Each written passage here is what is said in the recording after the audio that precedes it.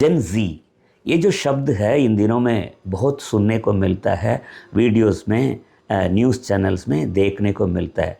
पिछले हफ्ते जो आंदोलन हुआ था दिल्ली में छात्रों का, जो यूथ का, ठीक है, उनकी मांग एक ही थी कि देश का जो एजुकेशन सिस्टम ख़राब हो गया, करप्ट हो गया और उसको सही करना है और एजुकेशन मिनिस्टर जो है रिज़ाइन करना है। तो आखिरी में जो उनकी मांग थी, जो वो चाहते थे, वो पूरा हो गया।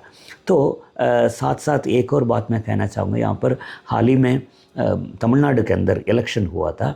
इलेक्शन में ये जो जेन ज़ी यानी अगली जो पीढ़ी है, इनके हाथ ही था। तो एक एक्टर था, तो एक्टर को उन्होंने आज सीएम बना दिया।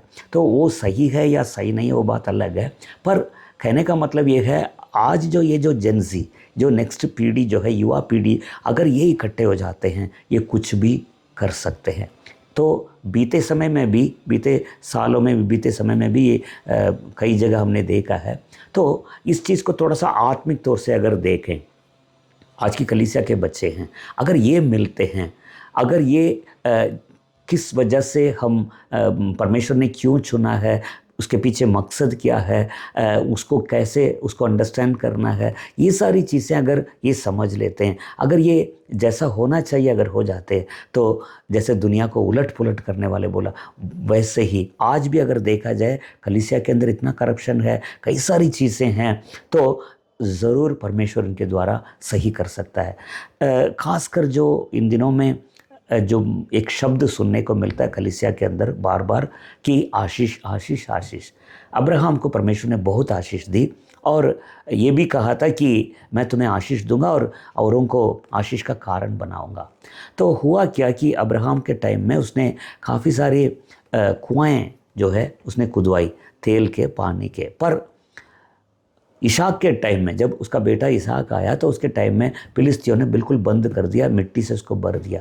पर इसहाक जो है फिर से उन जो उसके पिता के जो कुआं थे उनको दोबारा जो है उसको खुदवा रहा है। तो कहने का मतलब ये है, हमसे पहले जितने भी मिशनरीज आए थे, हमें एजुकेशन दिया था, हमें हेल्थ केयर दिया था, काफ़ी सारी आशीषें, आत्मिक आशीषें जिनके द्वारा हमें मिली है, आज वो आशीषें जो है बिल्कुल शैतान ने जो है बिल्कुल जिस संसारिक चीज़ों से बिल्कुल बंद कर दिया, ख़त्म कर दिया। तो इसहाक ने जैसे फिर से खोदा, वैसे ही आज का जो टाइम है, फिर से उन आशीषों को, उन आत्मिक आशीषों को कलीसिया के अंदर लेकर आने का समय है। तो ये जो हमारा जो चैनल है रिवाइवा के नाम से, हम इसी मकसद के साथ हम इसको करते हैं। मेरा नाम रोमिल्टन, पास्टर रोमिल्टन हूँ मैं। दिल्ली में 33 साल से ऊपर हम लोग यहाँ पर सेवा कर रहे हैं, कलीसिया हमारी। तो इसी मकसद के साथ एक स्कूल ऑफ रिवाइवल करके बेदारी के ऊपर बहुत सी बातें सिखाते हैं।